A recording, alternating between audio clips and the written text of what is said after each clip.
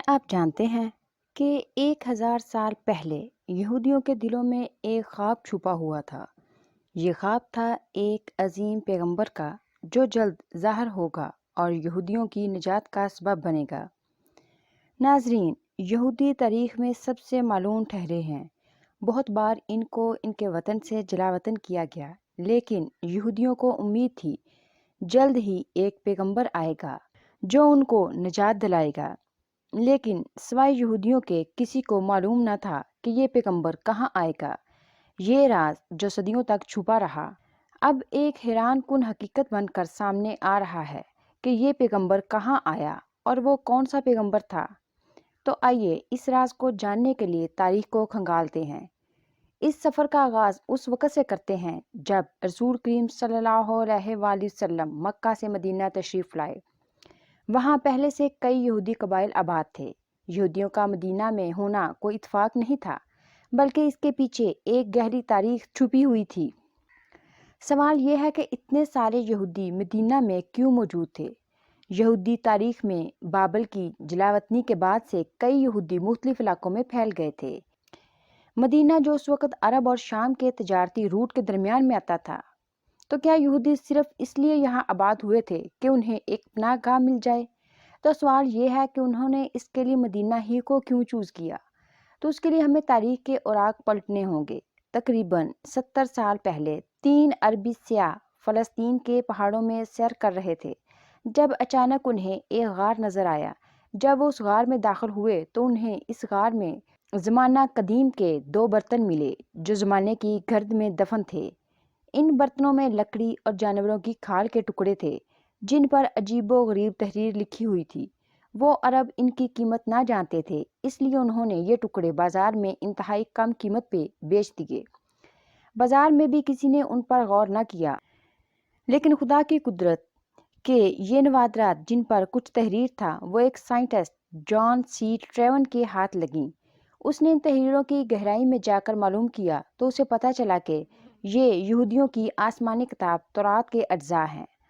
جب لیب میں ان اجزاء کا ٹیسٹ کیا گیا تو پتہ چلا کہ یہ تحریریں اتنی قدیم تھیں کہ ان کی عمر تقریباً 2200 سال تھی۔ یہ دور جدید کی تورات سے مختلف تحریر تھی اور تورات کا ہی نسخہ تھی۔ جب اس کو زمانہ قدیم کی تورات سے میچ کیا گیا تو پتہ چلا کہ یہ تورات کا اب تک کا سب سے قدیم نسخہ ہے۔ گو اتنی دیر غار میں پڑے رہنے سے وہ اصل حالت میں موجود نہ تھی، لیکن اس کے کچھ اجزاء اب بھی کارآمد تھے۔ ان قدیم تحریروں میں پیغمبر عیسیٰ علیہ السلام کا ذکر بھی آیا تھا، جنہیں مسلمان اور عیسائی دونوں ایک سچے نبی کے طور پر جانتے تھے۔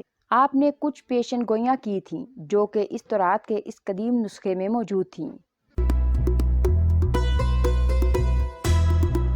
پیغمبر نے پہلی پیشن گوئی یہ کی تھی کہ یہودیوں کو بخت نصر سے نجات ملے گی اور بخت نصر تباہ ہو جائے گا۔ اس دور میں یہودیوں کے وطن یروشلم کو ایرانی بادشاہ بخت نصر نے تباہ کر دیا تھا اور تمام قوم یہود کو غلام بنا لیا تھا۔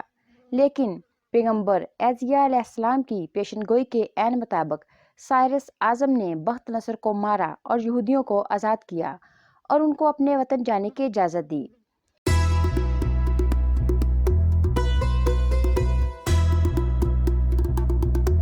پیغمبر کی دوسری پیشن گوئی یہ تھی کہ جلد ہی ایک نجات دہندہ آئے گا اور ایک دن نجات کا راستہ کھلے گا۔ تورات کی پیشن گوئی کے مطابق ایک ایسا شخص آئے گا جو دنیا میں انصاف قائم کرے گا۔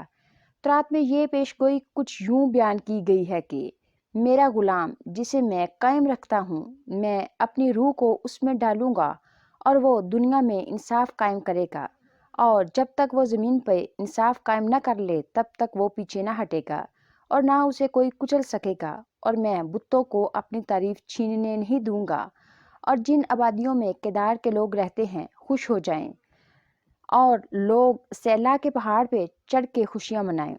تو کون تھا یہ آنے والا پیغمبر؟ تو آئیں دیکھتے ہیں۔ اس پیش گوئی میں کیدار کے لوگوں کا بھی ذکر ہے۔ تو پھر یہ کیدار کون تھا اور کہاں رہتا تھا؟ اب اس کی نسل کہاں ہے؟ ناظرین اکرام، کیدار نامی شخص حضرت اسماعیل علیہ السلام کی نسل سے تھا اور کیدار حضرت اسماعیل کے دوسرے بیٹے کا نام تھا۔ دلچسپ بات یہ ہے کہ رسول کریم صلی اللہ علیہ وآلہ وسلم بھی کیدار کی نسل سے تھے۔ آپ اگر نبی کریم صلی اللہ علیہ وسلم کا شجرہ پڑھیں تو آپ کو اس میں کدار کا ذکر ملے گا۔ ہم نبی کریم صلی اللہ علیہ وسلم کے شجرہ مبارک پر ایک ویڈیو بنا چکے ہیں، جو دوست دیکھنا چاہیں ڈسکرپشن میں اس کا لنک موجود ہے۔ تو جناب، ایک بات تو پتہ چل گئی کہ کدار کون تھا۔ دوسرا ذکر اس پیشگوئی میں سیلا پہاڑ کا تھا۔ تو کہاں ہے یہ سیلا پہاڑ؟ تو جناب، سیلا کا پہاڑ مدینہ منورہ میں ہے۔ اسی پہاڑ کا ذکر بھی ان پیشگوئیوں میں کیا گیا ہے اور مسجد نبوی سے چند میٹر کے فاصلے پر موجود ہے۔ تو کیا یہ سب کچھ محض ایک اتفاق تھا یا یہ ایک نشانی تھی کہ ایک عظیم پیغمبر یہاں آنے والا ہے؟ ناظرین اکرام، یہودیوں کو یقین تھا کہ ایک پیغمبر ضرور آئے گا، اس لیے آہستہ آہستہ بہت سے یہودی فلسطین سے مدینہ کی طرف منتقل ہونے لگے، کیونکہ انہیں یقین تھا کہ ان کے پیغمبر کی آمد قریب ہے۔ جب یہودی مدینہ میں آباد ہونے لگے اور یہاں تک کہ ان کے کئی قبائل یہاں آباد ہو گئے، تو یہاں مقامی عربوں اور یہودیوں کے درمیان تنازع بھی شروع ہو گیا۔ یہودی عربوں کو یہ کہتے رہے کہ جب ان کا پیغمبر آئے گا تو وہ انہیں ختم کر دے گا۔ اس خوف نے مدینہ والوں کے دلوں میں ایک عجیب سا اضطراب پیدا کر دیا۔